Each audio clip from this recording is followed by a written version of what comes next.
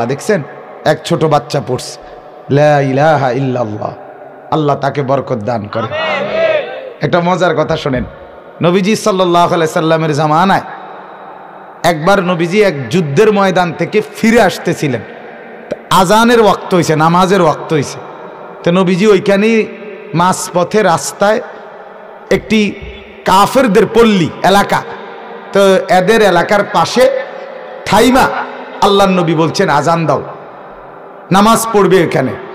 তখন আল্লাহর নবী সাল্লাল্লাহু আলাইহি ওয়াসাল্লামের সাহাবী আজান দিচ্ছিলেন, তখন ওইখানেই কাফেরদের কতগুলো বাচ্চা ছোট ছোট 10-12 বছরের ছেলে এরা খেলতেছিল কাছাকাছি। তো এদের মধ্যে একটা ছেলে, ঘটনাচক্রে একটা ছেলে 10-12 বছরের, সে ওই সাহাবী যখন আজান দিচ্ছে আল্লাহু আকবার আল্লাহু আকবার, এও রসিকতা কইরা ও হুবহু জোরে জোরে এটা বলতে লাগছে আল্লাহু আকবার আল্লাহু আকবার, এমনি কইতেছিল। নবীজি সাল্লাল্লাহু আলাইহি ওয়াসাল্লাম, আমি নিজে এই হাদিস পড়ছি পড়াইছি, নবীজি নিজে সাহাবীদেরকে বললেন ওই যে বাচ্চাটা যে জোর আওয়াজে তাকবীর দিছে, আজানের বাক্যটা বলছে, ওটা কে নিও।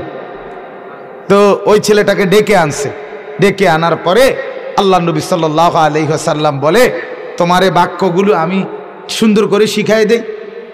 কয়বা তুমি আবার কয় তো বলেন। তো নবীজি আবার বলছে, অয়ও বলছে। নবীর বলার বরকতে আল্লাহ তাআলা ওই ছেলেটাকেই ঈমানের দৌলত দান করছে, ছেলেটা মুসলমান হয়ে গেছে। এবং পরবর্তীতে এই ছেলেটাই নবীজির যে কয়েকজন মুয়াজ্জিন ছিল, বেলাল ছাড়াও এই ছেলেটাও একজন নবীজির মুয়াজ্জিন হয়েছে, নবীজির আমলে সে আজান দিত। আবু মাহজুরা রাদিয়াল্লাহু তাআলা আনহু, এই জন্য মনে হলো ওই ছেলের লা ইলাহা ইল্লাল্লাহ শুইনা আল্লাহ তাআলা তো তাকেও ঈমানের এই বাক্য উচ্চারণ করার তৌফিক দান করছে।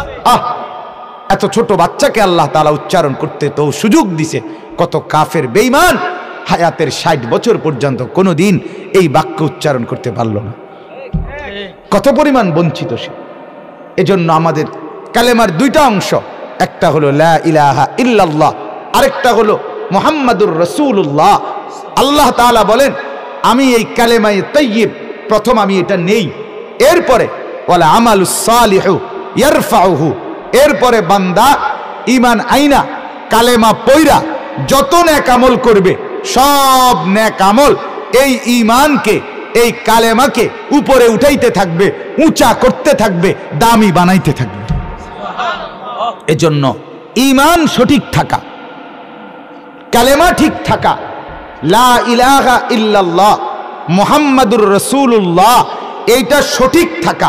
আপনি কালেমা বোঝেন কিনা, ঈমান বোঝেন কিনা, আকীদা বোঝেন কিনা, রাসূলুল্লাহর ব্যাপারে আপনার আকীদা কি হওয়া উচিত, আল্লাহর ব্যাপারে আপনার আকীদা কি হওয়া উচিত, নবীজির মর্যাদা আপনি কি বুঝা উচিত, নবীজির আপনার কাছে চাহিদা কি, আল্লাহ আপনার কাছে চান কি, লা ইলাহা ইল্লাল্লাহ আপনার কাছে কি দাবি করে, মুহাম্মাদুর রাসূলুল্লাহ আপনার কাছে কি দাবি করে।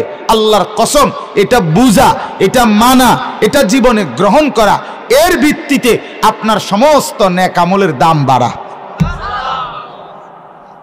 এর ভিত্তিতে আপনার দাম বাড়বে, আমলের দাম বাড়বে।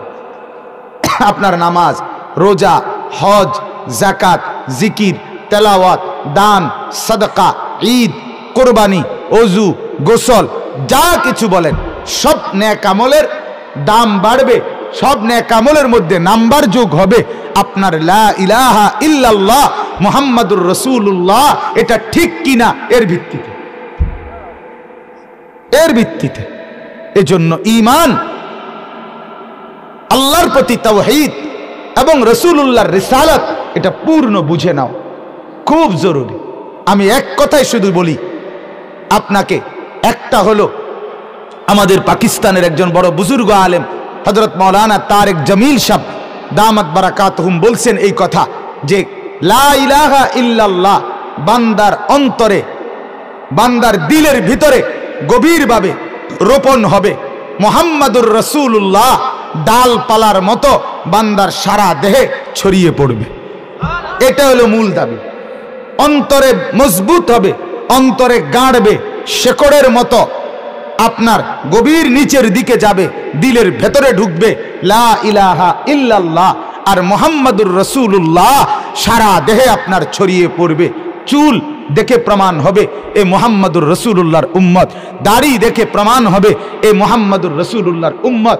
হাঁটা চলা, কথাবার্তা, আচরণ, উচ্চারণ, লেবাস, পোশাক, আহার, নিদ্রা, টয়লেট, বাথরুম, সর্বকিছুতে যে রাসূলুল্লাহর সুন্নতকে মানবে, অনুসরণ করবে, আল্লাহর কসম তাহলেই প্রমাণ হবে আপনি মুহাম্মাদুর রাসূলুল্লাহ মেনেছেন, বুঝেছেন, এই কালেমা গ্রহণ করছেন।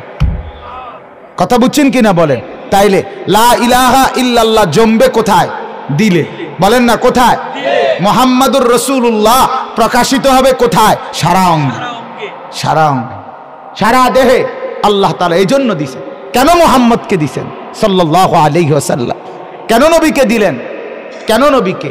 আপনি শুধু নবীর নাম উচ্চারণ করবেন আর আপনি নবীর নামে অনুষ্ঠান করবেন, আর আপনি শুধু নবীর নামে জিলাফি খাবেন, আপনি মাঝে মাঝে বিরিয়ানি খাবেন, মাঝে মাঝে খিচুড়ি খাবেন, এরপরে নবীর জায়গায় নবী, আমনের জায়গায় আমনে। এই জন্য মুহাম্মাদুর রাসূলুল্লাহ, এই জন্য কালেমা। আল্লাহর কসম না, না না না না না। আপনার মুখে বিড়ি, আপনার মুখে সিগারেট, আপনি মুহাম্মাদুর রাসূলুল্লাহ বোঝেন নাই। আপনার চেহারায় দাড়ি নাই, আপনি মুহাম্মাদুর রাসূলুল্লাহ বোঝেন নাই। আপনি হারাম উপার্জন করেন, সুদ, ঘুষ, মিথ্যা, চুরি, বাটপারি, এর ওজনে কম দেওয়া, আপনি মুহাম্মাদুর রাসূলুল্লাহ বোঝেন নাই। আপনার ঘরে আজকে 30 বছর টেলিভিশন চলে, নাচ গান, নর্তকীর ছবি, আপনার স্ত্রী, কন্যা, ছেলে মেয়ে, নাতি নাতনি দেখে, বিশ্বাস করেন আপনি মুহাম্মাদুর রাসূলুল্লাহ চেনেনও নাই, বোঝেনও নাই, মানেনও নাই। আপনি মিথ্যু, আপনি মিথ্যু। গায়ের জোরে নবী প্রেমিক দাবি করলে হয় না বাপ, গায়ের জোরে হয় না বাপ। রাসূলুল্লাহর আশেক, নবীর আশেক। আপনি স্পষ্ট করেন আপনি নবীর আশেক না জিলাফির আশেক, আপনি ক্লিয়ার করেন। আপনি আমার দলের দরকার নাই, না না, আপনি আমনের দলে থান, আপনি আমনের তরিকা লইয়াই থাকেন, কোনো অসুবিধা নাই। কিন্তু আপনি স্পষ্ট প্রমাণ করেন বিড়ি মুখে নবীর আশেক কেমনে হয়, আপনি বুঝাই দেন। কথা কোন একজন দাঁড়ায়, এখন কথা বলেন না, বলতে পারবেন একজন যে বিড়ি মুখে যে ব্যক্তি বিড়ি খায়, সিগারেট খায় সারা জীবন, সে নবীর আশেক, এটা কেমনে হবে? কথা বলেন, কিভাবে হবে? সে বুঝাই দেখ। সে তর্কের দরকার কি? কাজ্জার দরকার কি? হ্যাঁ, মারামারির দরকার কি? সুন্নি ওয়াহাবির দরকার কি? তুমি নবীর প্রেমিক, বুঝাই দাও। দাড়িবিহীন চেহারা, ক্লিন শেভওয়ালা চেহারা, তুমি রাসূলের প্রেমিক, এটা কোন যুক্তিতে? আপনি বলেন। 30 বছরে আপনার জীবনে মেসওয়াক আপনার কপালে জোটে না, আপনি মেসওয়াক করেন না, আপনি রাসূল প্রেমিক কিভাবে? কিভাবে বলেন? কিভাবে বলেন? বুঝতে শিখেন। অতএব বুঝতে শিখেন, আল্লাহকে ঠিকভাবে চেনেন, রাসূলুল্লাহ সাল্লাল্লাহু আলাইহি ওয়াসাল্লামকে অনুসরণের মাধ্যমে, ইত্তেবার মাধ্যমে মহব্বত করেন, তাইলে কালেমার হক আদায় হবে, তাইলে ঈমানের হক আদায় হবে। ঈমান কিন্তু দুইটা। ঈমান কয়টা? আল্লাহকে মেনে নেওয়া, রাসূলুল্লাহকে মেনে নেওয়া। দুটোটাই ঈমান কিনা বলেন না? দুটোটাই ঈমান, দুটোটাই। অতএব আল্লাহকে মানবেন আল্লাহ তাআলা যেভাবে বলেছেন, রাসূলুল্লাহকে মানবেন রাসূলুল্লাহ যেভাবে বলেছেন। আল্লাহ